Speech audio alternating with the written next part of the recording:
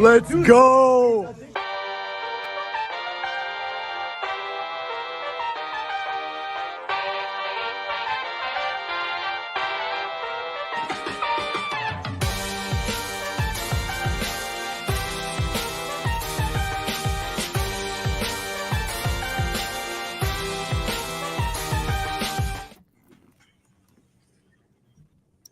Welcome to this edition of Fish Stripes Live, presented by Love Pop. That's LAPOP, as we are here tonight to give you our series preview on the 4-game stretch between the Colorado Rockies and the Miami Marlins. And what a panel we have here for you tonight. As always, let's give to our panel from Fish Stripes. You have myself, Daniel, Eli, Kevin, Isaac, Grant making his return, intern Nick, and our special guest, legend, NFL running back, Duke Johnson. Duke, it's great to have you. I appreciate y'all for having me. So let's start off. Eli, do you want to go into the last series, or do you want to break down this little trade that happened a few hours ago? Well, let's see if I can grab the last series stuff really quick. Summary of these 3 games in wherever they were. First leg of this road trip in San Francisco. There it is. Yes. Another weird Sandy start where things came undone very suddenly. They had that lead in the 6th inning on Friday. They ended up losing it, but really good bounce back on Saturday. Oh, I have these games out of order. That's what's funny. Is it has the Saturday game on the bottom, even though that was the 3rd game. Anyway, that was the combined shutout with that Braxton outing. He was amazing. Yeah. Retired at one point. I think overall he faced 21 batters and he retired 19 of them. You can't really expect anything better from him. And then Sunday, so that's the middle game. It appears as the middle game, but it was actually the last game of the series. That's the one. Soler does everything he possibly can to try to pull them close in that one, but Luzardo was just not on his game. And so they end up losing that series. All 3 games relatively close. Yeah. Let's go to Grant, who we've not heard in a very long time. I want you to talk to me about Mr. Sandy Alcantara and what is wrong with the Cy Young Award winner. Well, during our State of the Fish Spaces last night, Eli and I brought up this point, and it's really hard to pinpoint one thing that's wrong. It seems to just be like death by 1,000 cuts for him, sort of. One start, it'll be location. Another, it'll be something else. So might just be a mental thing at this point. I mean, it's still early. He really didn't start kicking it in the high gear last year for the Cy Young run until probably this time. I feel like maybe early June is when we really started to see that this was a Cy Young caliber pitcher. But I don't want to write him off yet, but I think this is the most concerned I've been at this point. But we'll see. Yeah, and that makes 2 of us with Sandy. I mean, I don't quite remember this past start, but I know the last 2 prior, the velo was down, and I think the velo was down big time, at least on one pitch, and then the spin rates were down a decent amount. So there's definitely something mechanical maybe going on, but when you look at it, I mean, it's just not being able to go deep into games. I mean, he's been able to do it against Chicago. They found him out, and then he did the same thing against Cincinnati. He got into the 8th, and they got to him. So, I mean, not only him, but this whole pitching rotation has struggled the 3rd time through the order. And that's another issue that's been going on with Sandy. And we saw it a little earlier this time around. I don't know exactly if it was through the 3rd time, but already when he gave up, I think it was 4 runs or something like that. But yeah, it's tough. It's tough to see Sandy struggle because you would assume that a big piece of this team and what would kind of drive this team forward would be Sandy and that pitching staff, and the least it's been doing is drive it forward. If anything, Sandy's he's struggling. And Grant said it. I mean, we saw this from Sandy last season in terms of struggles, but I don't think it's ever been this bad. And I think the concerns are high for me right now. Now, do I think he could probably bounce back? Definitely. I think he has the opportunity to do so. But I think I said this on the stream before the game that what's the get right start for Sandy? We thought it would be maybe Chicago, Cincinnati. Those were probable starts where those aren't really good teams, and those are kind of get right games, but didn't work out. And you would think against San Francisco, which is not a good team, Miami overall is the better team. And, they've just been hot as of late.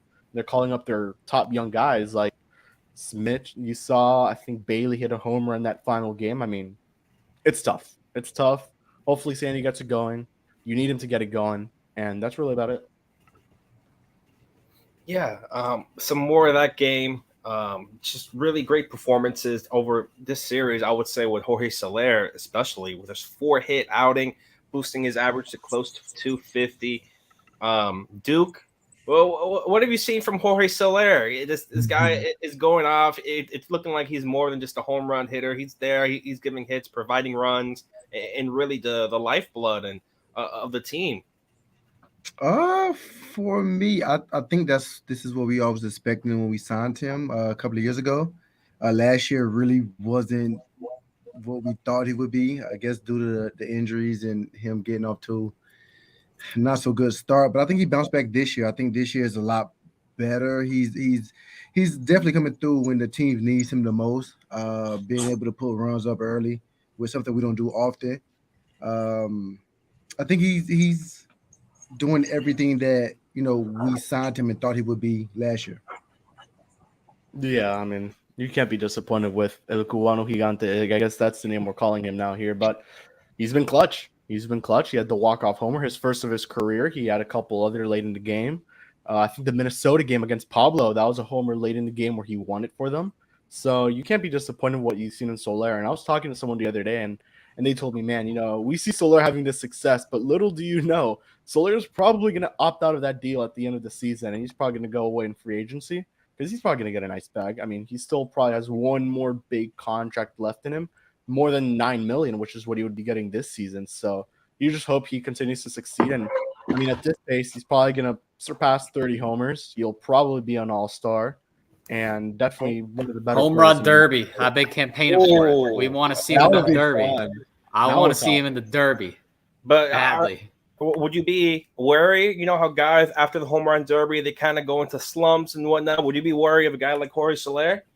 I mean, they might trade him anyways, so I don't think it would really matter. But if the Marlins are competing down the stretch and Jorge Soler flames out because he's in the home run derby, then it was a lost season anyways. Yeah. And then the one thing I'll add is on his contract. I know Eli mentioned this on the official show a couple of weeks ago, but he does have an incentive where a certain amount of plate appearances gives you a certain amount of money. So that would, I believe, add on for next season's contract. So if I think it's like 400, it'd be 400 million. Eli could probably, I'm correct on that, or not really. Not really. What it is it's plate appearances that he gets next year. He's guaranteed $9 million if he sticks around next year, doesn't opt out, with the potential to earn more money throughout the year as long as he's in the lineup on a regular basis. There it is. Where he plays like half the season, it's $500,000. And it goes up to an additional $4 million in incentives. So it could take him from $9 million to $13 million. I think the bottom line is that if he simply avoids a major injury, I think he's going to test the market and get a better deal because he's there's been way more good than bad from him at the plate this year. It's nice to see that he plays recently, playing a little bit more in the outfield than he was earlier. That's important too, that he doesn't clog up the DH spot in order to put up these numbers. You think we could see him get extended by the Marlins? I mean, he's close to home. Off-season home here. Let me put this question. Really doesn't. What's more likely, him getting extended or him getting traded? I mean, I gave you the robot voice if we heard the second part of that. Oh, traded or extended? traded? Neither. Neither. He's saying what's more likely. I don't think either of those happen, but I think traded is more likely. No, I think even if we all see that the team is out of it, and like I think the team will just not do it because that'll be such a deflating loss to the lineup, and I don't think they'll go do that for August and September to not have Jorge Soler. Even if we see that they're out of it, they might not think so, and I think they end up keeping him all year, and he opts out if he continues this. Yeah, at the pace they're going to be such a player-friendly deal to give this guy. It was so strange, because last year he wasn't healthy, so he comes back. If he does a little bit well, he leaves. So I don't know. It was a tough one. Yeah. Yeah, but it does make sense for him to stay, and that's what I wanted to point out. Where it's perfect for him to stay. If he improves, Miami kind of stays in it. No real reason for him to leave. He could just sign another deal. Miami was willing to give him a good deal in the first place. Why not just do it one more time? How much would it be? That's something to be seen, because obviously we've seen his limit. He's very limited in the outfield in terms of just the possible injury, his back. He's been dealing with this since last year, since spring training last season when he first arrived. So just got to see how much you value him in the market and how much other teams will value him in the market as well. He's definitely going to make more than $9 million, I would say, especially if he commits to playing in the outfield. Yeah, and to go back to that series, I want to go and highlight the performance that Eli mentioned very briefly in the beginning. That's Braxton Garrett. Kevin and I were able to watch the game. We were in Jupiter for that one, but if overlooking it, Brax had probably his best performance this season with 6 1/3, 8 strikeouts, only 1 walk. And Eli, I believe that's the longest he's been out so far this season, 6 1/3. Yeah, definitely is, because he kept running into that wall in the 6th inning, sometimes getting taken out before he goes deep enough. In this case, he really didn't give Skip any choice because he was getting everybody out, and he was so efficient with his pitches.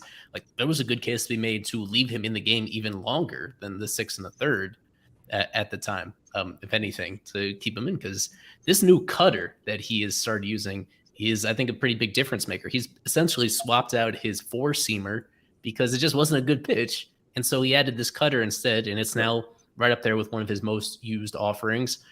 It just gets a decent amount of soft contact, and it gets him ahead in the count. And he's still putting guys away with his slider. That's still the most important pitch for him, is being able to get swing and miss and chases out of the zone with that slider.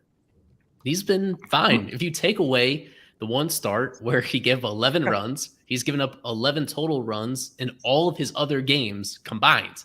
He's a 2.5 ERA pitcher if you take out that terrible game.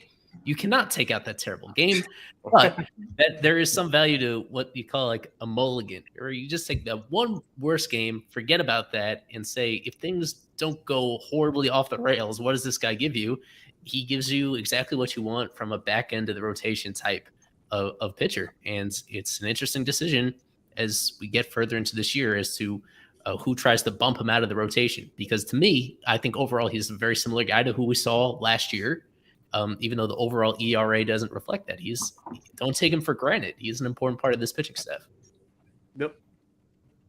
Yeah, with Braxton, Nick, I wanted to get your thoughts on him and maybe where he falls in the rotation once Trevor comes back. If that's someone you want to have him stick there long term as a starter, someone to come out of the pen as maybe a long reliever type.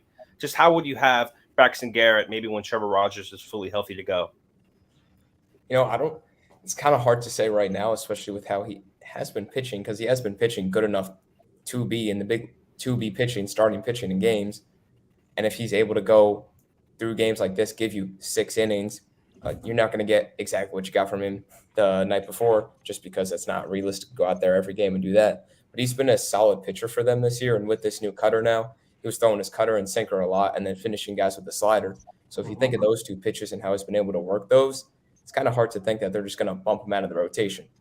But Trevor Rogers coming back, he's a guy that should be in the rotation. He's our number 2, number 3 guy right in there. So he's going to be, if he's ready to go, it's hard to say him not in there. So it's a big, not really sure yet. At what point do the Marlins let Trev try in the bullpen? Because it seems like maybe it's a good time. There's no one I'd really knock out, especially if he already has a good start against the Rockies and maybe he makes one more before Trevor comes back. I know we've talked about the possibility, but Out of the 5 guys in rotation right now, which one do you take out? There's not really an odd man out right there. Number wise, it's Sandy, but they're not going to do that. Obviously, that's just not happening. Come on, Grant. That wasn't even worth mentioning. It wasn't, but Yeah. I mean, you would think realistically they'd have to choose between either one of Braxton or Yuri. I don't think they choose between either one of them, or they don't want to. I mean, you probably knocked down Yuri in this case. I think Audi goes down when Trevor comes back. Luckily, I think Yuri earned himself at least one more after the Colorado start. There was thoughts that might be the last one. This is his 3rd one now coming up, so I think they'll give him one more. And when Trevor is on the, he's not even he's still got ways to go. So I think that Yuri earned himself at least one more, if not a second one. So 5 total starts. Put him back to Jacksonville, let him make a couple starts there, and then maybe they bring him back up in July at some point. That's what I see happening.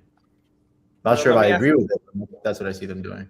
Let me ask everyone this really quickly. Do you guys, yes or no, does Johnny Cueto come back this season? No. Yeah. He'll come back. I don't know if he'll start. No.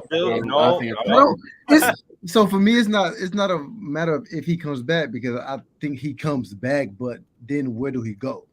Because we already having a conversation about sending Yuri down, trying to figure out what Braxton fit in. Then when Trevor comes back, so what do we do with Cueto? Because he hasn't looked good since he's been in the Marlins uniform, honestly. So do you take opportunities away from the younger guys to put him in? He already doesn't look the part. So I say just put him on a year-long IL. Is there any value to Johnny Cueto in terms of trading at all? Maybe a team will. You think a team will? Someone might want that veteran leadership, but he's got to actually pitch in a game first, and he has to pitch well. He's barely done the first, and he's not going to do the latter.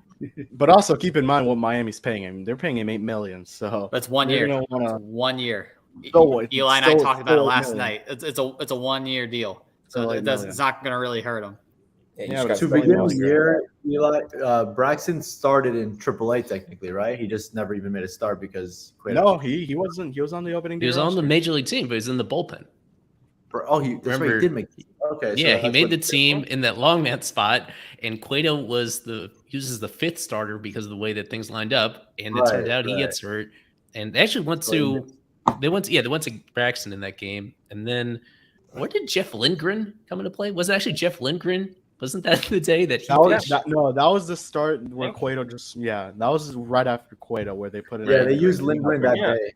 They brought up Lindgren because Edward only pitched like 2 or 3 innings or something. Yeah, that sounds about right. It feels like a lifetime ago already. Yeah. It was literally last month. Jeff Lindgren era. Oh my god. Yeah, I think that's a good transition. That's a good transition to the trade today, because this is like the hitter version of Jeff Lindgren, Jonathan Davis. I love that hat. Yeah. So that photo is from 2 seasons ago, from 2021. Jonathan Davis just acquired in a trade. Is it the first Marlins trade in a while? I think they made a trade in April with minor league depth pieces. Alex DeGote. Yeah. In the show, whatever that was. And so this one a little bit higher, a little bit more substantial deal, because Brady Allen was like performing pretty decently at high A this season. He was a 5th round draft pick last year. He's a 23-year-old outfielder, and they get Jonathan Davis, 31-year-old outfielder who's played in the majors parts of 5 seasons. Not played well, but he's played. He's been around, and he was most recently from the Tigers, putting up good numbers at AAA, playing at AAA for like the 5th year in a row. So at a certain point, you just can't put too much stock into the numbers. They thought they needed this outfield depth, the guy that also plays a lot of center field, and they go out and get him. It makes sense in terms of if you get the outfield depth, but as we were talking about before, you're trading a 23-year-old prospect who still has long ways to go. Not I don't know how long. That would be an Alex Carver question, but he was putting up a 116 WRC plus. He was performing well in high A. No real reason to trade him. Instead, Miami just thinks this guy has no shot to make the big league roster on their team at any point in the future. So, I mean, yeah, at this point, you called up Xavier Edwards. He's now there. They're dealing with Jazz injured, Jesus Sanchez injured. this point, yeah, just acquire Davis and hope he does anything at the AAA Jonathan level. Davis. Yeah, man. man. Not At this Davis point, Bradstreet. when you look at, I know we won't talk about that. And then yeah, at this point it's either Davis or Victor Mesa playing in AAA. What's his profile, if you happen to know, Eli, in terms of a player? Is there anything at all at the plate, or is this primarily someone that can a body for center field? He's a right-handed hitter. He's really good athleticism. He's 5'8", and he's really built up pretty well. So like he's a Look at Bro's general biceps. yeah Short king. he's a guy that he runs relatively well. He has physical tools that go along pretty good overall for his major league career overall. Slightly worse than average strikeout rate, but only 4 home runs in 350 plate appearances in the big leagues. So he's somebody that just doesn't elevate the ball all that consistently. Even in his minor league career, he never hit more than 14 homers in a single season. A lot of experience in center field, but like he's a playable center fielder, but not going to make a dramatic difference out there. So, I'd say defensively, he is, compared to Xavier Edwards, who doesn't really have any experience out there, and Peyton Burdick, unfortunately, has made me look pretty bad because he is not looked comfortable out there and what we've seen from him, at least since he's got promoted. So who else on this roster? Garrett Hampson. I don't know how he compares to Hampson. Hampson's a little faster, but not quite as The name experienced Encarnacion overall. got brought up last night. Yeah, that's who. They mentioned Encarnacion on a center field talk. No, just So- to replace Burdick. Well, Yeah. I forget who asked that. Was it Ryan? It was Ryan. Encarnacion hasn't been bad. I'll say that Top much. prospect. Well, you're like his top guy. You're his biggest defender in the media. I know, Yeah. but I've liked what I saw. I liked a lot what I saw from Burdick, so I was like, it's hard. I think can't we believe we're all talking like about Burdick. Lewis Brinson here in 2023. But to clarify, not as much like raw power as Brinson, but probably a better runner and not quite the same fielder either.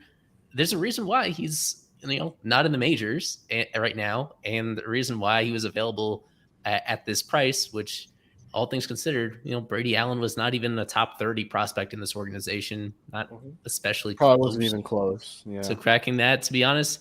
Yet he still had some value. So it's a pretty modest deal, but overall, what you look at is just the long-term control. Is like with this guy, unless they call him up and actually keep him around on the roster, he'll be a minor league free agent after this year, so he'll be gone. There's only so much upside going on with somebody like Davis, whereas with Brady Allen, if things go well, maybe there's a chance that he has. He's a guy that he can't even fake it in center field. He's just you're betting on the bat with Brady Allen, developing a guy that hasn't hit for much power yet, but you're hoping he does enough. And there's like little things to like about Brady Allen, where he's a well-rounded player, but just not any standout tools with him. Overall, unless they plan to bring this guy up right away, I don't really understand it. And to think that he's going to be a big upgrade over Edwards or Burdick, those guys were performing just as well at AAA as Davis has been. So I don't know what indication they're getting that he's really going to make a big difference. The only thing I can think of is as a precaution because of those injuries to Jazz Chisholm Jr., to Jesus Sanchez. If they think one of those guys is going to be a long-term injury potentially, then I understand this as insurance. Things go according to plan and both those guys are back within the next month. I'm struggling to rationalize the urgency to go outside the organization like this. I find it a funny coincidence. The last time the Marlins made a minor league trade was when Luke Williams was on the major league roster, but it was when they were going. There was Colorado. one last month. I'm saying that they made it was Colorado. When they were coming into Colorado, they made a trade. I think we're spending too much time on Jonathan Davis and Brady Allen. Yeah, we are. We should definitely move on. I think a great point to move on before we head into the break very soon. Let's go ahead and talk about the catching position. Something very content Doing here. this before a break. Before we're going to get into it. Goose face says it all. We're going to get into it. I don't even know how to say it. Probably one of the worst just catching. I don't want to say tandems, but just how it is defensively, offensively, probably in the majors, and it's not something that Marlins fans. It's the worst want catching to see. position in all of Major League Baseball. I think isn't it Yeah. the second? It's been the like, worst since Cleveland in 2020. Would you say It is Okay, that yeah. bad. just majors or also system wise? Well, system. I mean, you have PMAC, but he's injured, and then besides that, Austin Allen just hits homers, doesn't do much else, and Eli went into it on the official show, but yeah, this is not good. Stallings has been unplayable basically. I mean, even when he thought the defense would kind of back up, at this point, what's called the shitty bat. Yeah, he hasn't. He looked horrible in Yuri's debut. I know they gave him a lot of praise, but he did not look good. He has not looked good at all this year defensively. And Nick Fortes, who we thought would have been the guy to replace Stallings, would have been a nice player. He's not looked good at points in the season. So, yeah, this is by far the worst catching tandem in baseball. There's no other way to put it. I think maybe Cleveland with Zunino. I don't even know what Cleveland has, but I've heard theirs is pretty damn bad too. Zunino's been all right. But at least with Cleveland, they have a top prospect knocking on the door. Exactly. Naylor. Exactly. And Miami doesn't have that. So What are you guys talking about? Will Banfield is totally the next man. Banfield is looking better, I but think it says a lot in terms of just how bad it really is for Miami when you look at maybe the whole major leagues and how maybe down the catching position is in terms of how it is recent years, where you have the worst in the down position, it means you really have maybe the bottom of the barrel, something that is maybe almost not irreplaceable, but hard to just try to bring some new life into new faces in that. I want to hear from Nick. Nick, what do you make of this catching position, and is there a possible way to salvage it before the trade deadline or the season? Honestly, probably not. I mean, if we'd have to go outside to get some kind of catcher because it's just not – there's almost no good from either of them. I mean, they both – the only positive I was just looking at right now, they have Nick Fortes is technically 15th in framing. So if that's anything good, that's a positive thing. But if all you can do is frame, and if you're not the best at it, then there's not really much value that you're giving anyway. And both of them honestly don't do much at the plate. Fortes did just have the homer in San Francisco, but other than that, neither of them are really producing at the plate at a major league level. So they're both in the low 200s. Stallings is under 200, which is just awful. So there's really, I don't see a way to get this catching situation better if we don't go outside the organization. Yeah. I want to hear also from Duke. Duke, you were the first one with the biggest reaction when I brought up this topic of the catchers. Just what do you think of it overall for the Marlins? And maybe the same question I posed to Nick. Just is there any way to salvage it? Maybe what would you do in this situation? Probably not. There's probably no shot to salvage it unless you think Nick Fortes can turn it around.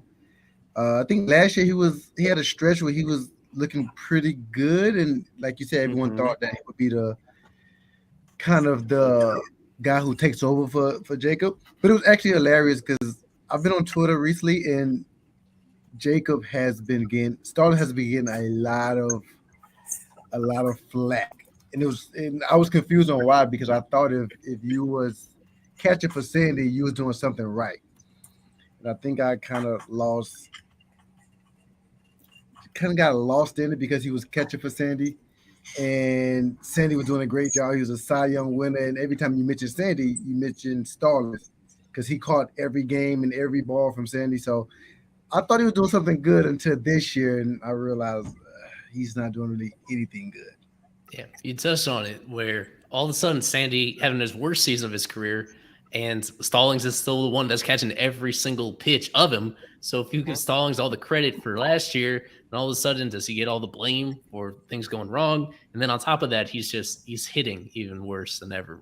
He's hitting barely over 100, and we're late in May. It's not even super early anymore. He's been the worst hitter in the league, and his defense just hasn't been at the same level that it was when they traded to acquire him. He's at a stage of his career where you just can't count on him all of a sudden getting that stuff back again. So you add that all with the fact that he's making a decent amount of money and that he's arbitration eligible. He's due for, believe it or not, he's due for a raise next year if they want to keep him. It makes it clear that they're not going to keep him. This is going to be his final year as the team. The question is, how do they make the best out of it? And to me, it seems pretty clear. Just relegate him to a clear backup job where he's catching about once a week and find out what you have in Fortes. Maybe that's not much, but Fortes is the one that has the potential. He's the one that's a really excellent athlete. As Nick mentions, like he's the one, his defense has been better than Stallings this year, especially in terms of framing. Like find out what you have in Fortes. And then when you get to trade season, maybe you consider doing something big outside the organization. Maybe you consider cutting Stallings altogether.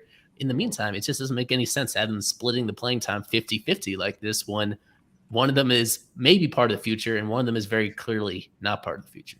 Yeah, And that was going to be talking my about question. Go ahead. My Dude, go ahead. question was going to be, do you trade one of these pitchers that we having a hard time finding spots in the rotation for maybe a catcher or maybe an upgrade, or do you think? Well, I'm pretty sure y'all mentioned y'all don't believe there's no one in the system that can come up and be that catcher. So it would have to be kind of outsourced. And do you think there's a catcher out there that we're willing to trade one of our good pitchers for? Depends. Well, after Miami traded Pablo, it's not really anyone that you would want to trade, and you need pitching, and Miami needs it more than anything right now. So it's hard to trade a pitcher, but I see where you're coming from, and really, I mean, I don't even know any catchers right now that you would trade for. I would have to do a deeper dive. I know Lewis. I know one. I think Hedges. I have a good idea, and I think we should get into it right after the break. Oh, What let's do you do think about that. Yeah. So right yeah. after this break, we'll get into think I the know what catching you're talking position.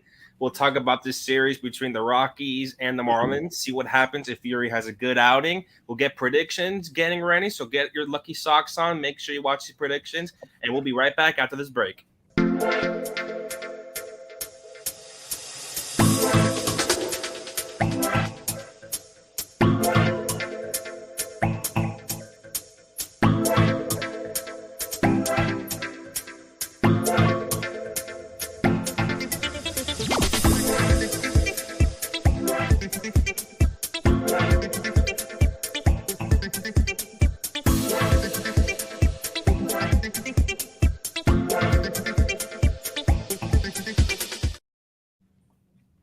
And we are back.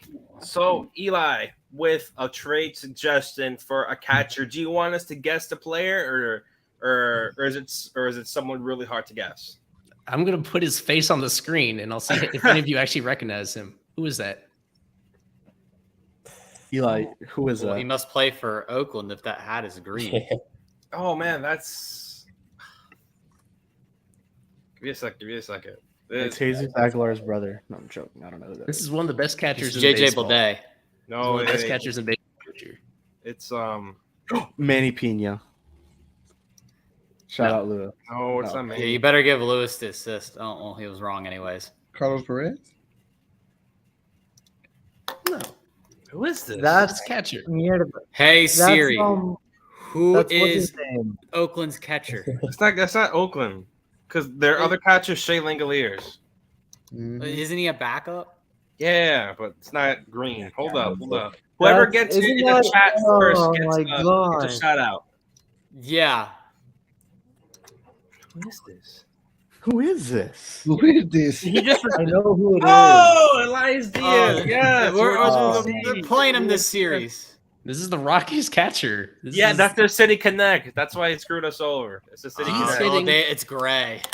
Coors sucks. Field, S'mores Field, you know what that does with offensive numbers, but Elias Diaz this year is hitting 326 as a catcher with an 835 OPS, and he's throwing out, this is the best part, he's throwing out half of the runners that are trying to steal against him. He's the best in baseball at throwing out would-be base stealers. He couldn't be any more different than Stallings. And he is, you would assume, he's going to be available once we get to the middle of the summer because he plays for the Rockies. The Rockies aren't going anywhere. Diaz has just one more year of club control beyond this year. Don't worry, they'll He was the extend him. name. Yeah, when I was like looking through the options, he was one that popped out on me. He's been inconsistent as a hitter in his career. I mean, just last year he had a WRC plus right around 70. That's even by a catcher standard, that's very poor. But then 2 years ago, he had another good year and he had 18 homers as a catcher with almost being a league average bat, all things considered. So that's just one example. And it's still not perfect because he's in the same age range as Stallings. Like he's a guy where Stallings looked really good when the Marlins went out to get him. That was a popular trade for the Marlins perspective. And then he cratered all of a sudden. You just don't know with this position, especially somebody like Diaz that has now been a starting catcher for most of the last 6 years. Like sometimes that's a lot of mileage for these guys. And it can go away in a hurry. So there's a risk if you were to go for somebody like this. I kind of like Loud Marlins fans' idea a little bit. I think they should go get Jorge Alfaro from the Red Sox and package him with Sixto Sanchez for that Real Muto guy from Philadelphia. I heard he's been hitting the ball well recently. I think it's a fair deal. I think you should just trade. Let's do Yuri for Adley. Why not? All right. Stop with the. I don't know if they do that. Well, no, an actual realistic one, kind of. I was thinking. You go. What is it? Look at the Angels. The Angels pitching is somewhat debatable, and Matt Dice or Dace, whatever his name is, has been doing good this year. Okay. And they have Logan Ohapi or Ohop. He's a young catcher that they want to build up, and Dice hitting 292 this year. So Ohapi's injured though. That could be. We have Chad Wallach. Yeah, the Marlins were rumored for Sean Murphy in the off seasons. We also have Max Stassi. I was gonna say something. Now I lost track. Oh, Eli, you wouldn't think that? Obviously, I think he's an older guy, but they did this with Daniel Bard, and they're probably gonna do it with someone else that's on the block. You wouldn't think they could extend him? I mean, the Rockies are such a weird org that Well, he signed 2024, Kev. They already extended him a few years ago. Yeah, maybe they keep him forever, make him a Marlin Rocky, make him a Rocky for life. His number at the end of the year. Could they go get Keibert Ruiz? No. How about he signs an extension? He signs like a lifetime extension. That's like 7 years with 3 club options. Did he? I missed that one. No, they aren't doing that in the division. I wouldn't want. No, I was gonna say I wasn't thinking the Blue Jays, but I wasn't. Mitch Haniger's still around. I was thinking like Danny. Would have been nice to have a Dalton Varsho or a Sean Murphy this offseason, right, guys? Yeah, but could have had him. The catching position is just like it's really there's no depth. It's not that high. This is the worst the catching position's been in baseball in a minute, at least hitting wise. Defensively, I think there's still some guys. I'm pretty sure even Realmuto's struggling, right? Or no, he's still hitting 284. I don't know what the rest of his stats are. I'm looking at stats on the fantasy app right now. I think if you want one, I really like from Seattle. I like Kyle Riley a lot. I don't know if Seattle will trade him though. Yeah, I don't think they let him go though. Yeah, someone who hit all the good catchers are on good teams. That's kind of a crazy concept, right? You kind of at this point you would have to bet on Paul McIntosh coming back, raking a little bit more. And just calling him up. I mean, despite the defense, which is not good, it's improved, but it's not good. Kev, do you hit up the Royals? Do you hit up the Royals? Melendez? Do you fix MJ Melendez? Do you fix MJ? Do you trust the Marlins to fix anything that's not a pitcher? That's on you. Oh, shoot. All right. Lewis wants to join. I'm gonna let him. Or even Salvi. We have Lewis out of Wise. Lewis, they aren't gonna trade. Trade. Who do you want as catcher for the Marlins? Who would you realistically look at for the Fish? He's gonna say Will Smith. MJ Melendez is a terrible option. I heard you guys say that. He's played like mostly right field this year anyway. Why would you? Yeah. And his defensive metrics at catcher are like almost as bad, if not worse, than Stallings. Why would you even want to acquire him because of his bat? Let's see. I mean, you're gonna Danny Jansen. I like him, but I don't know. I love that idea because I think Kirk is broken. Not broken. You have Eric Haas. I don't know if you want to. They had the opportunity when Toronto had those 3 guys. They could have gone for either Gabriel Moreno. They could have tried for Kirk. They could have tried for Jansen. They didn't get either of those. They were rumored for all these catchers this offseason. They didn't go get one of them. They didn't get not even this offseason. Past off seasons, they were rumored for Contreras. They were rumored. Wilson Contreras was the big one for sure. Everyone remembers that, and Peyton Burdick was the holdup. What's Joey Bart up to? Joey Bart? He just got replaced by prospects. Japan, probably. All right. That's not even that much of an exaggeration. That dude is playing for the Sacramento River Cats. I think with that, we're going to move on and talk about the series at hand 4-game series, yes, 4 games between the Colorado Rockies. You're going to get some great pitching matchups, or at least you're going to see a lot of great Miami pitchers. You're going to get Edward Cabrera. You're going to get Yuri Perez. I believe Sandy is also pitching, and then you're going to get Braxton Garrett also. It's everyone but Luzardo. So first, yeah, and the way Luzardo has been in San Francisco, I don't know if you want to put him in Coors Field. So let's go ahead and look at that injury report coming up for this series. I don't know if we have it here from Jordan McPherson. Looks like body workouts for Jazz, nothing really there for baseball activities. Cueto, Garcia's throwing, running. Probably that's the main one to look at. Really is Trevor Rogers having a 35-pitch bullpen and set for 3 innings in the extended spring training game. And then Sixto Sanchez is going to get up to 105 feet. Let's see what happens. I don't know if it's him throwing to 105 feet or him walking 105 feet there. See what happens. But terrible. But Duke, when you look at these injury updates, what are you most excited for, or maybe what is something that really just tugs in your heartstrings? Honestly, Sixtos. I've literally been waiting on Sixtos for years now, and I'm gonna continue to wait till he's back. So every time I see an update, I'm excited. It's better than nothing. 2030, what are we talking, Duke? I'm still be waiting. We're out there. By then, he'll be throwing on the dry mound. Don't worry. The one that really is concerning, by the way, is Tommy Nance. No, it's not. Well, concerning in terms of come on, Lewis. From the top, bro. Lewis. Yes, it is. Well, yeah, let's move on from Tommy Nance to talk a little bit about Trevor Rogers, because that's really a significant move forward positively. You got to be kidding. Well, Kevin, we're not dedicating a segment to Tommy Nance. Let me. Okay, I will close out that subject pretty quickly. So Tommy Nance looked pretty good late last year, but in the spring training this year, very early on, hurt his shoulder, placed on the 60-day IL as Kevin takes a bit of a breather here. So he's been on the IL all year, but he started a rehab assignment a week and a half ago with Jupiter. Looked okay in his one appearance, and then he hasn't pitched since then. So we finally get this update 10 days later.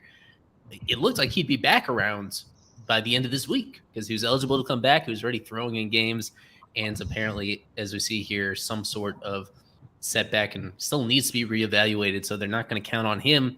And I mean, that's a guy where now they may have to have a conversation about not even keeping him in the organization moving forward. Anyway, with Trevor, that's the more enticing one because he's making progress. I think this gives us a pretty clear timeline now of when to expect him back through that 35-pitch bullpen. Next up on Thursday, that's 3 innings. Then 5 or 6 days later, he'll throw 4 innings. 5 or 6 days later, he'll stretch out to 5 innings. And then 5 or 6 days after that, he should be back in the big leagues. So we're looking at the 2nd or 3rd week of June where Trevor is going to be ready to return as a starter. Let's just, barring setbacks and assuming he's actually pitching well in those minor league games. Yeah.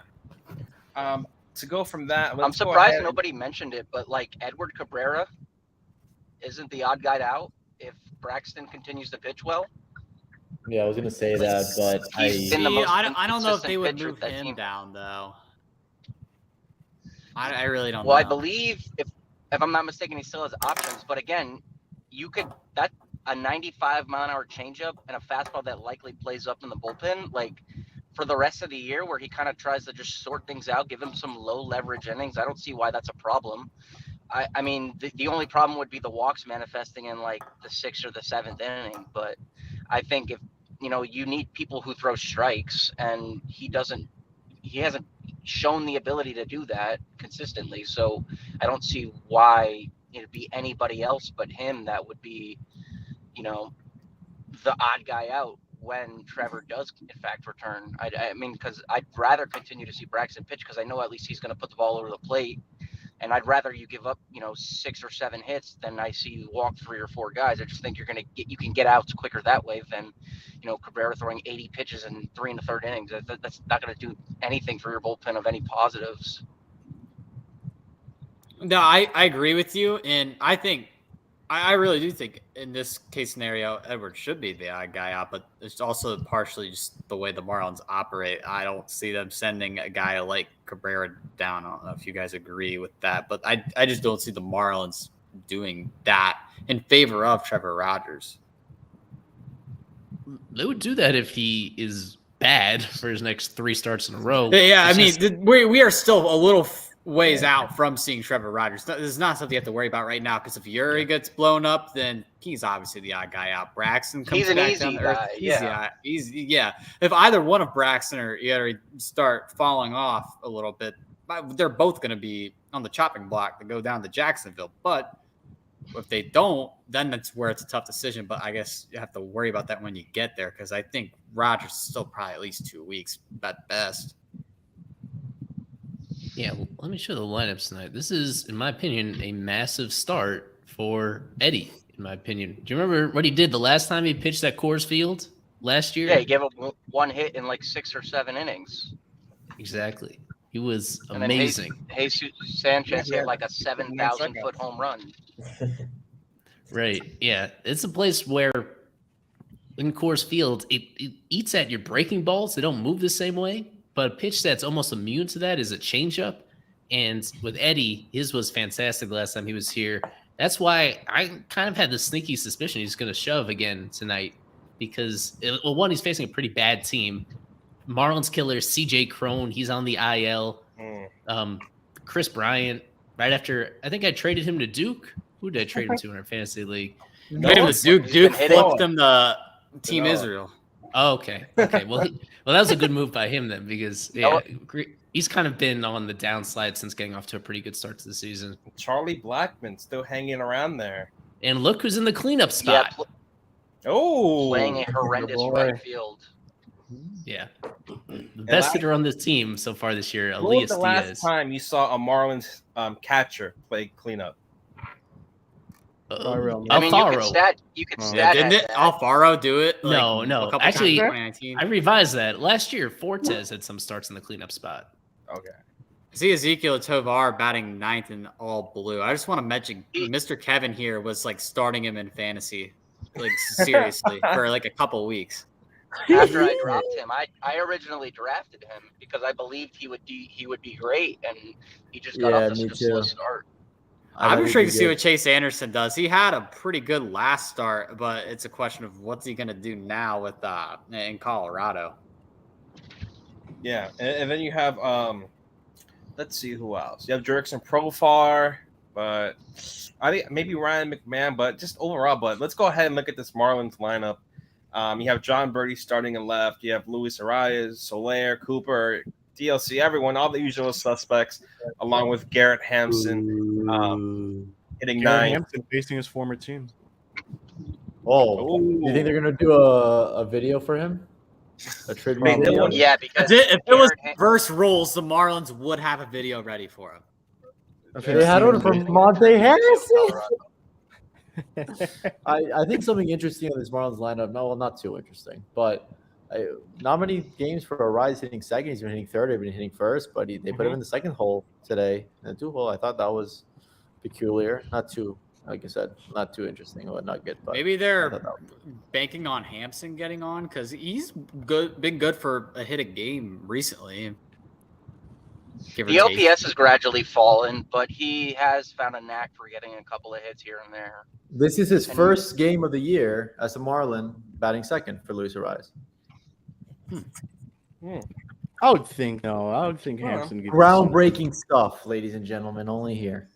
I think someone to look at would be Brenton Doyle. I'm looking at some of his stats. He has been pretty good so far this season. Like 4 home runs, 13 RBIs, 817 OPS. That strikeout rate is fat, though. 523 slugging. I mean, you look at their last 3. That's 3 of some of their top prospects right there: Ezekiel Tovar, Toglia, and Brenton Doyle. So that's what they're banking on, maybe in terms of their future.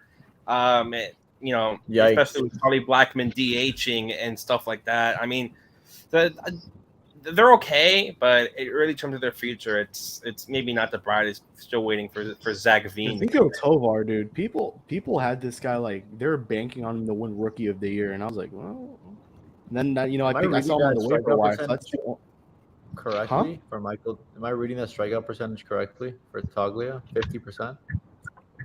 Probably. Let me get that. How big is that sample size, though? Yeah, it can't He's be been in that the big big. leagues like 2 or 3 weeks, but That's Who, still pretty Toglia bad. or Doyle? no, Doyle with I'm talking about We're Doyle. talking Yeah, Toglia. in 65 at bats, he's struck out 24 times. Yeah, I mean, but that's what you would like. You would take his production from Peyton Burdick, but again, it's Colorado, so can you just imagine? I'm looking at his 2022 stats in the minor leagues in a total of 132 games, 500 at bats. He struck out over 170 times with less than 30 walks. Oh, this is a Terrific big Conine numbers. That's Adolis Garcia territory if he could play good defense and hit for the power that he does. I mean, he has 55 power, 60 arm, 60 fielding. So, yeah, you're right there in terms of him being a better defender than maybe himself in terms of the eye at the plate. Eli, when you mentioned Burdick didn't look too comfortable out there lately, you mean on the field or in the batter's box or both? Both, but it's more so as a hitter. He had a play in the Giants series that stood out to me where it was a high fly ball to deep center field that it went over his head. Yeah, really weird route on. But as a hitter with him, he's just not catching up to fastballs at all. The numbers with him against fastballs are atrocious, and he's striking out more than he did at AAA. Like I had in my mind that maybe he strikes out 35% of the time, like he did at AAA. But for it to go up to 50, there's just no way around that. And so much of it is coming on pitches that are elevated, but not even that high. Even on pitches in the zone, he's swinging right through and coming up late on. Yeah. So that's concerning. Like that's a pretty significant change that he's going to have to make in the middle of the season in order to not do that. And this trade to get Jonathan Davis, he's not immediately taken Burdick's job, but no doubt, I think that may have influenced this deal. Is they gave Burdick this shot, and he doesn't look improved from where he was late last year. I thought maybe he might be, and so far, probably better options right now. And 2 strike counts this year. Burdick's hitting 083, 154, 208. And I mean, it's only a 26 plate appearance sample, but that's the majority of the plate appearances that he's got in the majors this year. And he's been it essentially illustrates he has no 2-strike approach whatsoever, but swing at the next pitch that's coming and you're likely going to strike out. He has 18 strikeouts and 26 2-strike plate appearances this year. Yeah, I thought it was pretty telling that they pinch hit for him in the 6th inning with 2 men on base. And I know it was a right. I thought that was pretty telling that in the 6th inning of a tie ball game, they took him out for Rise. I want to talk a little bit, see how you guys think the Marlins will fare against I believe Chase Anderson from the Rockies. Not a lot of info there because you look at him, he was just claimed from the Rockies by the Rays just also a couple weeks ago and is making, I believe, his 2nd start with the Rockies. But this is a guy who's been pitching since 2014, has a career ERA of 4.21, just a career journeyman there. Eli, do you have maybe any other information on Chase Anderson, or is this someone that the Marlins should just look over? I know that he has really huge reverse platoon splits. He's a righty, and in his career, right-handers have OPS like 820 against him, and lefties 680. He's been pretty decent against lefties, but he gets lit up in a big sample of his major league career against right-handed batters. So just going back to the lineup that we have tonight, Gene Segura, is he going to have another big game all of a sudden? Soler, obviously, him and De La Cruz are the ones to circle. And for me, maybe tipping my MVP pick here. Uh-oh. Garrett Cooper, coming off an awful series. I think this is a really nice matchup for him because, one, against a guy that struggles against right-handed hitters in general, but also because they're playing at Coors, and there's so much extra space in Coors. And Cooper is the BABIP master. He gets so many hits on balls in play, even for a super slow guy. When he's on, he always finds these gaps to hit line drives into, and there's more space in Coors than any place else. I'm looking for him to really go off both tonight and during the course of the series because of the circumstances. I think it fits to his strengths pretty perfectly. Yeah, and else there, we mentioned a lot about Yuri and if he can produce in Coors Field, but instead of can, do you guys think he will produce in Coors Field? Do you guys think this is a make or break start in terms of Yuri, him staying on the major league roster? Oh no, he didn't pitch. The Futures game wasn't when in Colorado when Yuri. That was in Dodger LA. Stadium. It was Meyer and Eder. I think it's gonna be a good test. I kind of like that it's not a very talented lineup. No offense to the Rockies, but it's probably not as good of a lineup as the Reds lineup was. So I don't think this should affect him too much. I'm pretty excited to see him actually go out there and pitch against this team. I'd say it's the worst lineup he's had to face so far. The Reds are probably the best. Nats or Sandwich. And the Nationals are sneaky decent. I don't think they're horrible. I think they had a lot of easy outs. That Reds lineup's pretty good. The only reason why the Reds are bad is because that bullpen's pretty bad. But as we saw in that series, the Reds hit the ball pretty well in a ballpark where the Marlins can't hit it very well. So, does Yuri make it to the Angels? Does he get a start against Shohei Ohtani and Mike Trout? Yes. Would that end up being the actual test for Yuri? Just because is he slated to start that Sunday? Should be, yeah. Who would he face? Would it be Ohtani? That'd be an awesome matchup. I'd be jealous of anyone that is out there for that. Honestly, if it is Shohei Yuri, I might have to cop a flight and go cover that series. Quick last second fight. that would be crazy. It looks like it will be Griffin Canning against Yuri. It's a drop off. Shohei to Griffin Canning. Because Shohei pitched, I believe. He does pitch this series, though, because I asked Eli about it last night. I didn't know when Shohei pitched the last, but the Marlins do get another shot at Shohei after he diced him up last year. He diced them up, and I'm pretty sure he made history that start, too. Eli, I'd like to know your thoughts on him Xavier and Edwards. Sandy in that 2-game stat. You're muted. Well, he's been better than Burdick. I'll give him that with him. Probably. And he got, at the end of the last game, we didn't even touch on it, that awful call that led to a strikeout on a full count and should have been a walk. So his numbers look a little worse than they actually should be because of that blown call by the ump in that one. Yeah, he's fine. He plays center, and he's one of a million second basemen that they now have on the roster at the same time. So it's just hard to find him consistent starts when he's playing, unless he's in center field. And center field is a brand new position to him, even more so than Jazz. Like, this is something that they came up with towards the end of spring training to have him play center.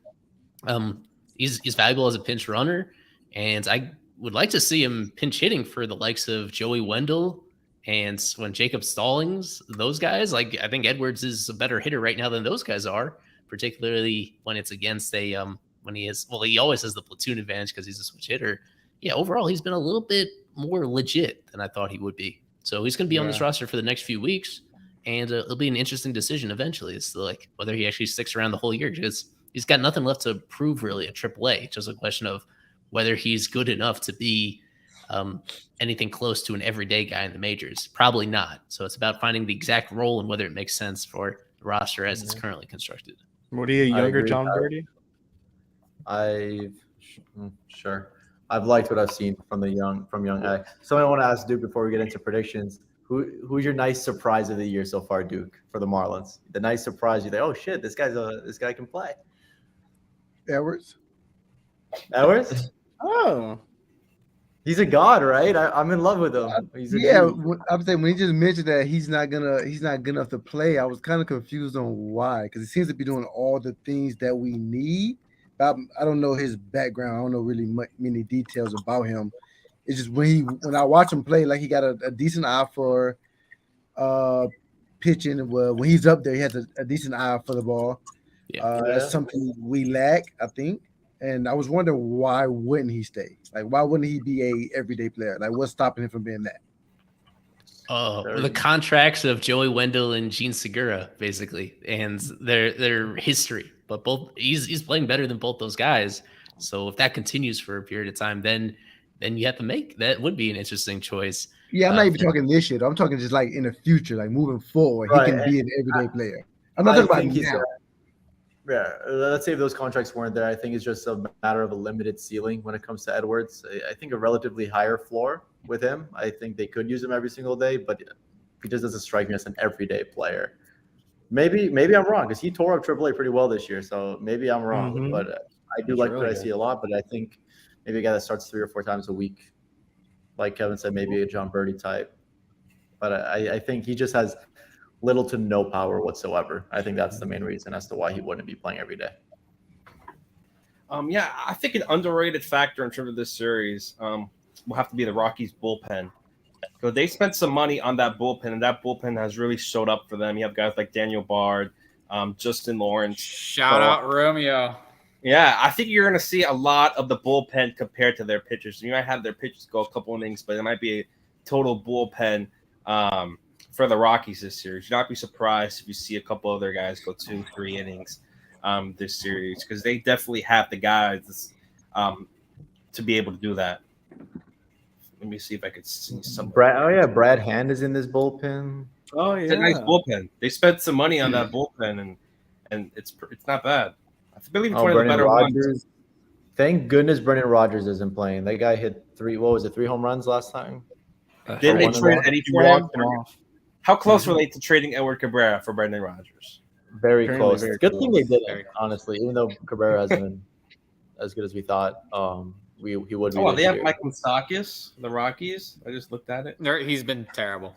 Randall Grutchick. Wow. All right, I think we could go to prediction time. I'm going, Kev. Hold up. We're going. No, we're late. How has Kyle Freeland been? He's been bad too. Another World Baseball Classic shitter. You're going to die on this hill. ERA. He had like a bad start, but Dude, an under 4 ERA. Every pitcher that's struggling, they all went to the WBC. We're not starting this right now. All right. So we can get We're Hermano going to be on the Marquez. stream till the end of the game.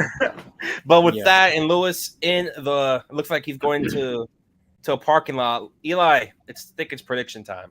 This is prediction time. It's time.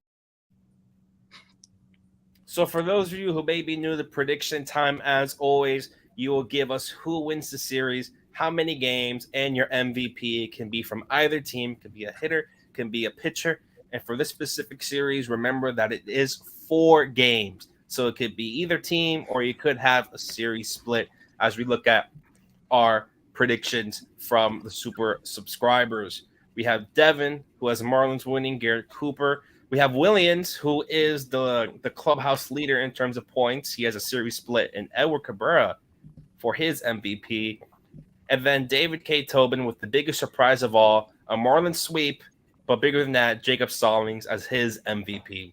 So he's looking for a breakout. He's trying to do the opposite of everything we've been talking about. Jacob Stallings is series MVP. I'll pay for this guy's subscription next month. $3, I know. But it ain't happening. That was funny, Grant. Good for you. That was funny. I think Romeo is really playing into that, into the bullpen there. He has Miami winning, but he has Justin Lawrence as MVP. He's the only one who chose a reliever. No, LMF chose Dylan Floro.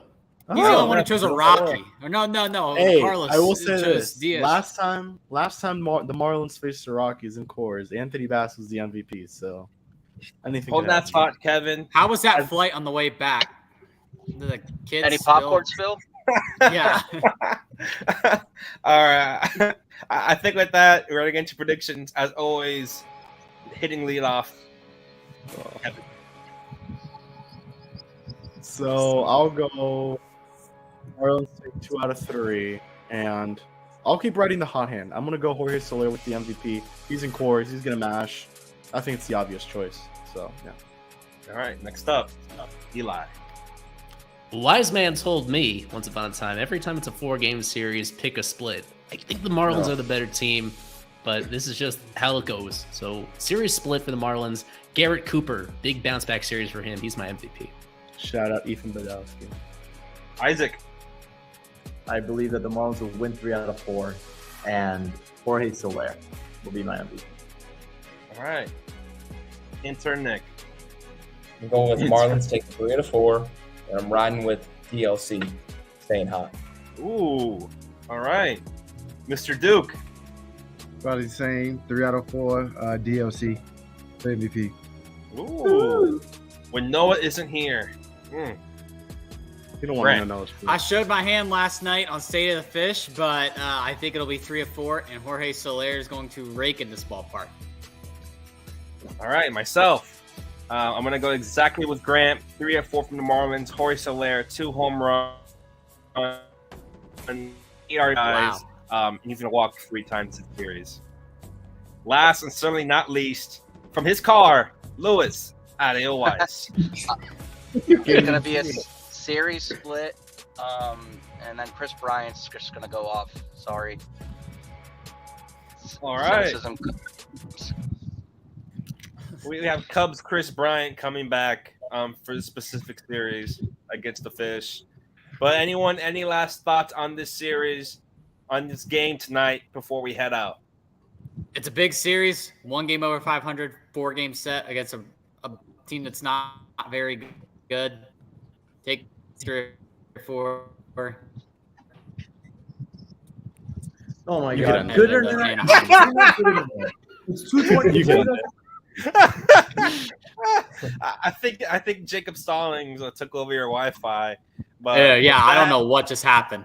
I'm going to have to watch that back because I just saw everything go black. He did win in the faces. Alex Carver's going to use that as a gift now. Ew, I don't know what happened. For myself, for Eli, for Kevin, Isaac, intern Nick, Grant, Lewis, his car, and Duke Johnson. This has been Fish Stripes Live, presented by La Pop, LAPOP. Remember, go Fish, go Heat, go Panthers.